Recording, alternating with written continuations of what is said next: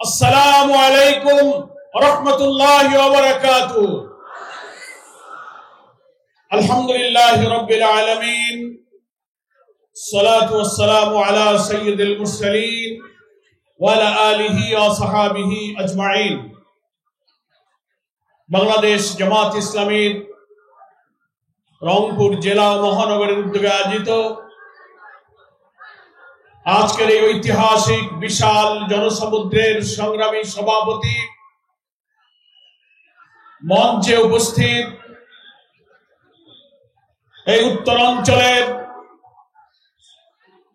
গর্ব, উত্তরাঞ্চলের মর্যাদা, ফ্যাসিবাদ বিরোধী ঐতিহাসিক জুলাই অভ্যুত্থানের অকুতোভয় বীর সৈনিক আবু সাইদের গর্বিত পিতা, তার পরিবারের সম্মানিত সদস্যবৃন্দ, জামাত ইসলামীর সম্মানিত আমির জামাত যিনি কিছুক্ষণের মধ্যে মঞ্চে এসে উপস্থিত হবেন, মঞ্চ উপবিষ্ট জামাত ইসলামীর কেন্দ্রীয় এবং স্থানীয় নেতৃবৃন্দ, আমার প্রিয় উত্তরাঞ্চলের প্রিয় সংগ্রামী জনতা, সাংবাদিক বন্ধুগণ এবং হিন্দু ধর্মাবলম্বী আমার সম্মানিত ভাইরা, আমি মহান আল্লাহ তাআলার কাছে শুকরিয়া আদায় করছি এই কারণে যে আজকের এই দিন উত্তরাঞ্চলের রংপুরবাসীর জন্য আনন্দের দিন, শুকরিয়ার দিন, কৃতজ্ঞতা জানানোর দিন।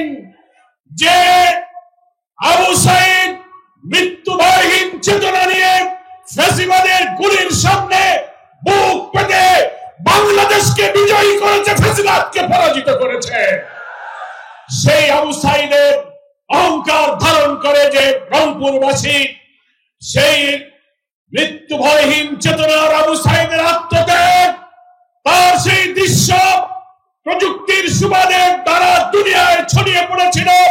16 জুলাইয়ের পর থেকে জুলাই গণ অভ্যুত্থানের আন্দোলনে এক নতুন শিহরণ জাগরণ তৈরি করেছিল।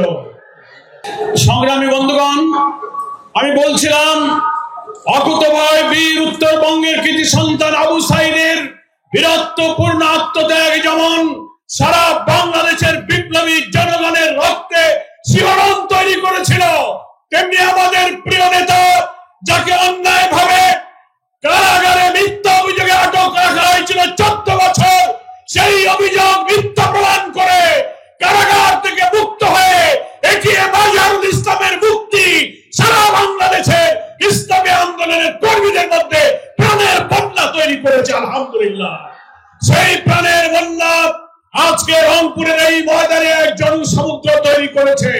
সংগ্রামী ভাইরা আমার, বাংলাদেশ জামাত ইসলামীর সম্মানিত আমির ডাক্তার শফিকুর রহমান বাংলাদেশে নতুন বাংলাদেশ নির্মাণের স্বপ্ন সারথী হিসেবে জাতীয় ঐক্যের ডাক দিয়ে এই জুলাই অভ্যুত্থানের চেতনা ধারণ করে আগামী জাতীয় নির্বাচনে ওই 2000 ছাত্র জনতার জীবন, 16-17 বছর যারা সংগ্রাম করেছেন, 20,000 মানুষ যে আহত হয়েছে, তাদের স্বপ্ন পূরণের জন্য আমাদেরকে আহ্বান জানিয়েছেন।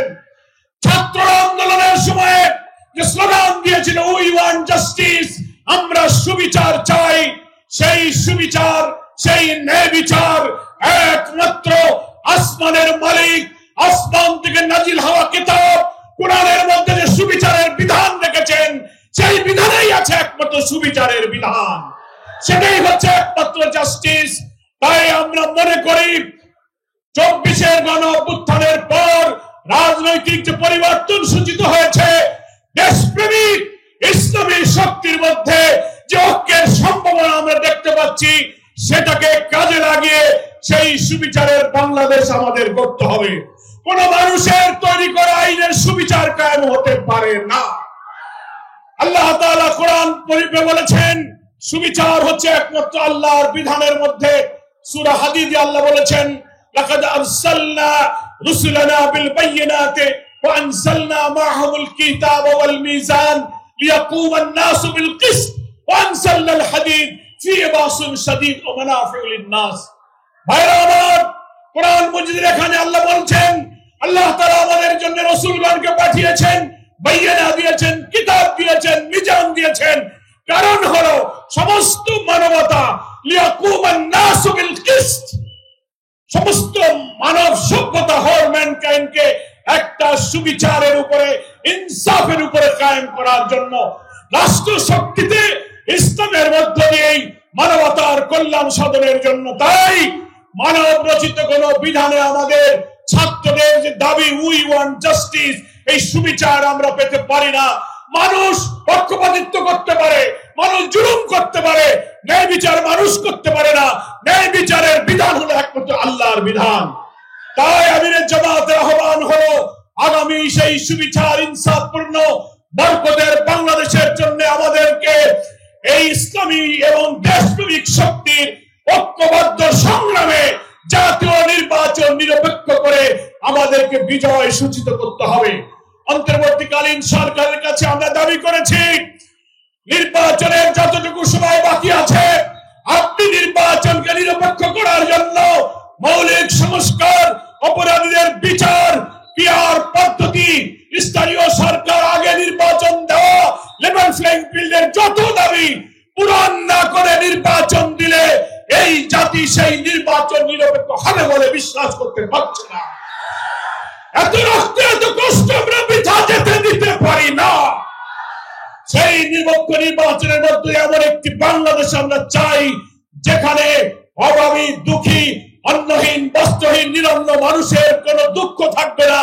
আল্লাহ কোরআনে সূরা আরাফের মধ্যে বলেছেন, ওয়ালাউ আন্না আহলাল কুরা আমানু ওয়াত্তাকাউ লাফাতাহনা আলাইহিম বারাকাতিন মিনাস সামাই ওয়াল আরদ।